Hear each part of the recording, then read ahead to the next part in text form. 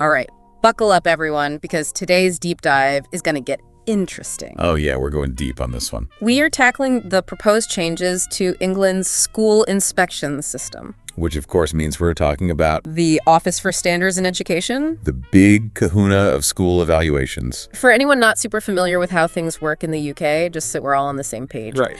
OFSTED is the organization that inspects schools, evaluates them, and then gives them a rating. Yeah, and those ratings have been a huge deal. Absolutely. A single word could make or break a school's reputation. Outstanding. Right. Requires improvement.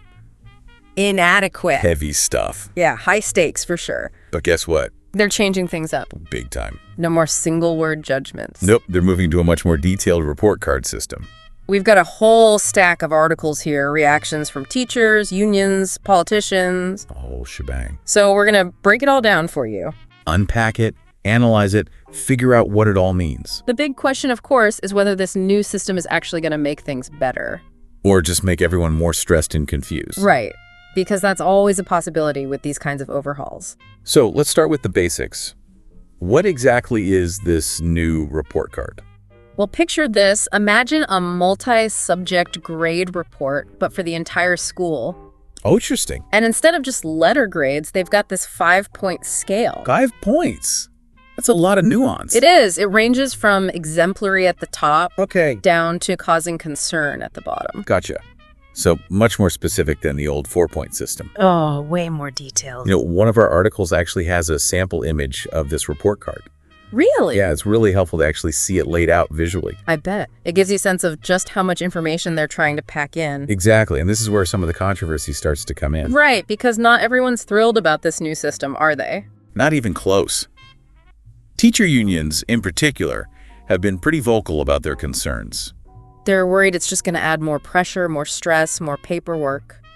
Basically, they're seeing it as more complexity without necessarily addressing the root problems. And potentially making things worse. Yeah, that's the fear. That's a valid concern, especially when you think about the well-being of teachers. The Association of School and College Leaders, they've been particularly outspoken. What have they been saying? Their general secretary, Pepe Diazio, had a pretty strong quote about it. Ooh, lay it on us. He said, and I'm quoting here, "OFSTED and the government appear to have learned nothing from the death of head teacher Ruth Perry, and have instead devised an accountability system which will subject a beleaguered profession to yet more misery." Wow, that's pretty damning. Yeah, no mincing words there. Clearly they're not holding back. And of course, the case of Ruth Perry, the head teacher whose suicide sparked so much of this debate. It looms large over this whole thing. It's impossible to ignore. Her family has also expressed concerns that these changes don't go far enough. They're worried it might not actually address the pressures that teachers face. It's heartbreaking, honestly. Her sister, Julia Waters, she even said she fears this new system could create new risks. Oh, wow. Yeah, it's a very somber thought. It's a reminder that these decisions have real human consequences. Absolutely. It's not just about data and reports. It's about people's lives. But let's, for a moment, step back and look at the other side of the argument. All right, let's hear what OFSTED and the government have to say for themselves. They're arguing that these changes are ultimately positive. Positive, how so? They say these more detailed reports will give parents a more nuanced understanding of a school's strengths and weaknesses. More information, more transparency. Exactly. And they believe that will help parents make better, more informed choices about their children's education. Okay, so they're framing it as empowerment for parents. That's the idea. But is it really that simple? That's the million-dollar question, isn't it? Right, because sometimes more information can just lead to more confusion. Oh, absolutely. I mean, I get overwhelmed just trying to pick out a new phone plan. I feel that. So many options, so many details. So how do parents make sense of all this data? It's a valid question, and it's one that we're going to explore further as we dig into these sources. Because it's one thing to provide information. It's another thing entirely to make it useful and digestible. Exactly. And that's where things get really interesting. Okay, I'm intrigued. Tell me more. Well, one of the things OFSTED is emphasizing is that these new reports will help schools focus on specific areas for improvement. So instead of just getting a blanket judgment, Right. they'll have a more targeted roadmap. Exactly. Martin Oliver, the chief inspector at OFSTED, he's a key voice in all of this. What's he saying? Well, his argument is that focusing on these specific areas will be much more helpful than just a single overall judgment. Makes sense. He believes it'll ultimately lead to better outcomes for students. So it's about shifting the focus from broad strokes to finer detail. Precisely. It's about getting granular with the evaluations. But of course, the shadow education secretary, Laura Trott, she's got a different take on it.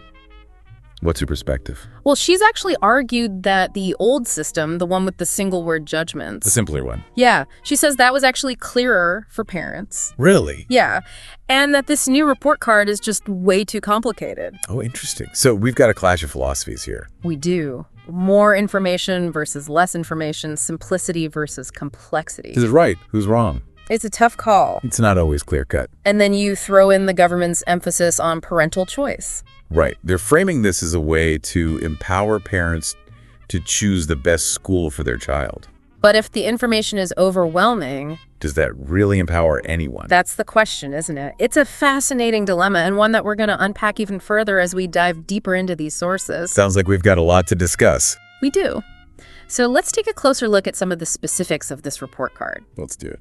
One area that's particularly interesting and a bit controversial. Ooh, controversial. I like it. Is the way they're evaluating safeguarding standards. Safeguarding. That's a big one. Huge. And it's something that parents are understandably very concerned about. Absolutely. So let's break it down. What exactly are they looking at when they evaluate safeguarding? Well, it goes beyond just physical safety. Right. It also encompasses things like emotional well-being, mental health support.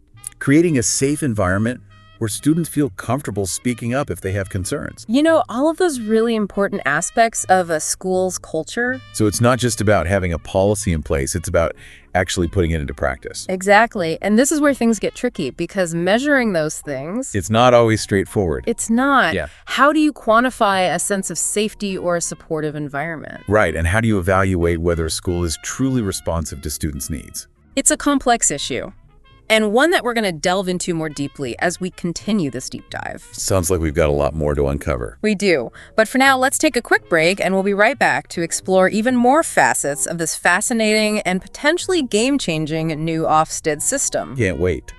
So, picking up where we left off, safeguarding.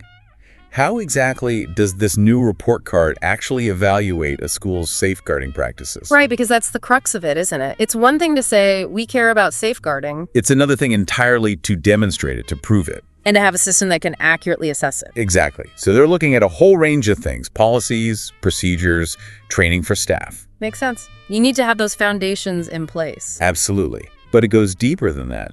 They're also evaluating how well schools respond to any reported incidents. So it's not just about having a policy on paper, it's about how it's implemented in real-life situations. Precisely. And it also delves into the school's culture. Do they foster an environment where students feel comfortable reporting concerns? Right, because that's crucial. If students don't feel safe speaking up, then the whole system breaks down. Exactly. So I imagine this area of a report card is going to be under a lot of scrutiny. Oh, absolutely. Especially in light of, everything that's happened. The case of Ruth Perry, yeah. It's a stark reminder of how high the stakes are. And parents are going to be looking very closely at this section, no doubt. For sure. And I imagine teachers might feel a lot of pressure to make sure their school gets a good grade in this area. It's definitely a high-stakes aspect of the evaluation. It highlights the need for schools to have really robust safeguarding practices in place. Not just for compliance, but for the genuine well-being of their students. Exactly. At the end of the day, that's what it's all about. It is. As we're getting into the nitty-gritty of this report card, I can't help but think back to my own school days. Oh, yeah. What was it like back then? Well, we just had those one-word judgments. Good, requires improvement, and so on. It seems so simplistic now. It does, doesn't it? Like a relic from a bygone era. Right. But it also makes me wonder, does having all this extra detail actually help parents make better decisions? That's the million-dollar question, isn't it? Is it information overload? Or is it genuine empowerment? Because sometimes too many choices can actually paralyze people. Oh, totally. Like if I were a parent today trying to choose a school. Would you feel more confident with this detailed report card or with the simpler judgments of the past? I honestly don't know. It's a fascinating question. Yeah. And you know what? Researchers have actually looked into this. Really? Yeah. Some studies suggest that when people are faced with too many options, they actually become less likely to make a decision at all. Wow, that's so interesting. So in trying to empower parents, We might actually be making it harder for them to choose. it's a paradox. It is. Yeah. And it highlights the need for schools to not only provide information, but to also help parents understand how to use that information. Right, to make it meaningful, to make it actionable. Exactly. It's not just about transparency, it's about clarity and accessibility. And that's where communication comes in. Big time. Schools need to find ways to communicate this information in a way that's both comprehensive and digestible. Otherwise, it's just a data dump, a bunch of numbers that don't tell a story. Precisely. And speaking of stories, one area of the report card that tries to capture more than just data is the community context section. Ah, yes. That one caught my eye, too.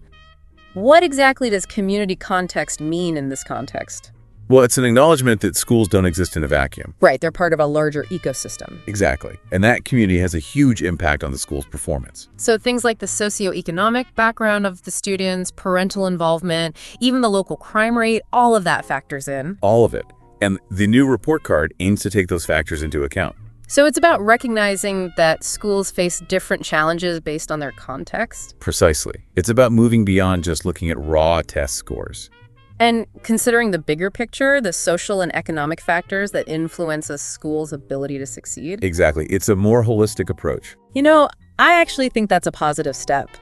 It acknowledges that a school in a deprived area might face very different hurdles than a school in a more affluent area.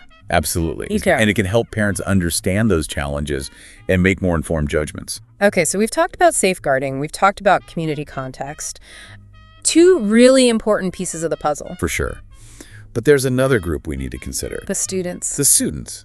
After all, they're the ones this whole system is supposed to be serving. Right, it's about their education, their well-being, their future.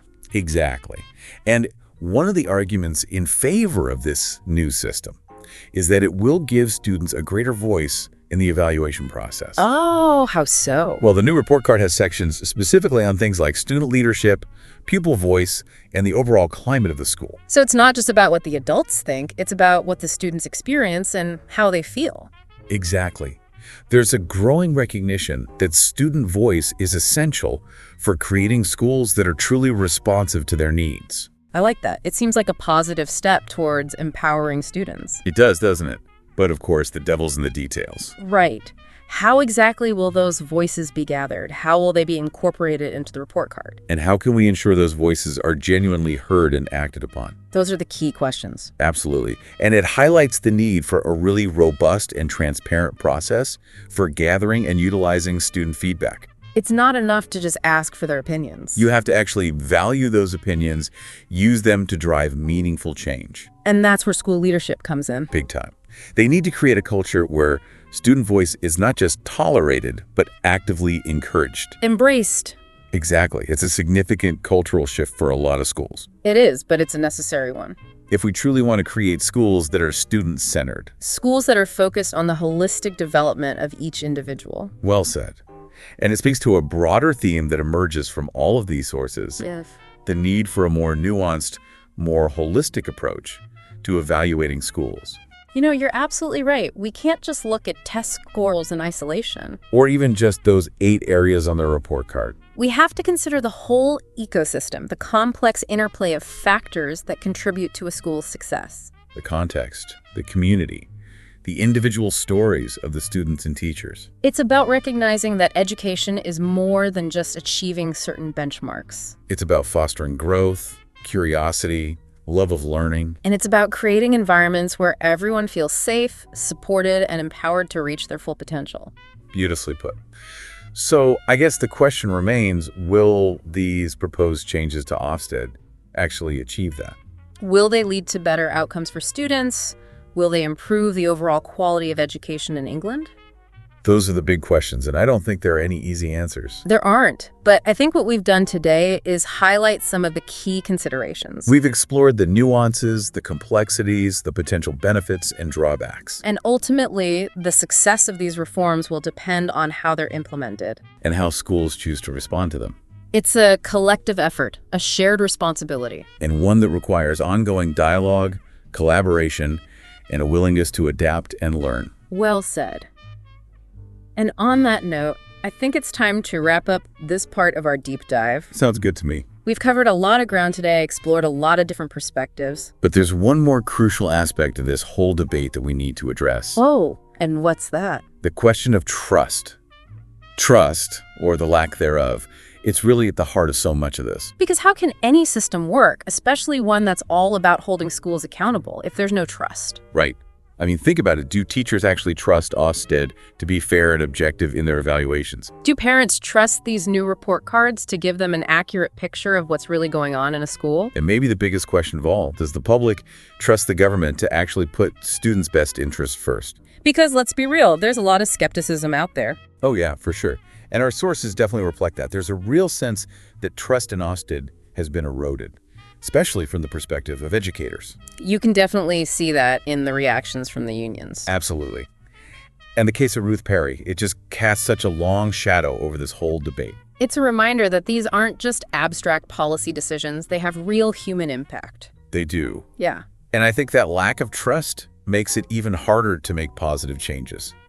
Because if teachers and school leaders don't believe the system is on their side, they're not going to be very receptive to any new reforms, even if those reforms are well-intentioned. Exactly. It creates this kind of adversarial dynamic that's really counterproductive. It's like, how can you collaborate and build something better if you're constantly on guard, feeling like you're being judged or punished? Right, and that's where communication becomes so important.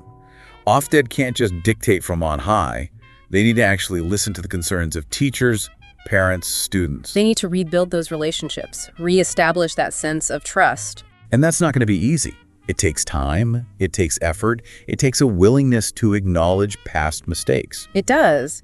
And it also requires a shift in mindset, away from this idea of accountability as punishment, toward a more supportive, collaborative approach, where the goal is to help schools improve, to create better learning environments for all students. Exactly. It's about finding that balance between rigor and support. We need to measure school performance without crushing teachers under the weight of expectations. Especially after what happened with Ruth Perry. Her story is a reminder that we can't just focus on data points. We have to remember the human element. Absolutely. And for parents, it's about making sure the information they're getting is actually useful. Clear, concise, actionable. Not just a data dump that creates more confusion and anxiety. Because at the end of the day, the goal is to help parents make informed decisions about their children's education. Right, not to overwhelm them with information overload. Exactly. This whole thing reminds me of when I was trying to choose a new phone plan. So many options, so many tiny details in the fine print. Oh, I feel that I usually just end up sticking with my old plan out of sheer overwhelm. Exactly. And I think a lot of parents might feel that way about this new report card. More information isn't always better if it doesn't actually help you make a decision. It's not. So where do we go from here? What have we learned from this deep dive into OFSTED's grand experiment? Well, I think the main takeaway is that there are no easy answers. There aren't.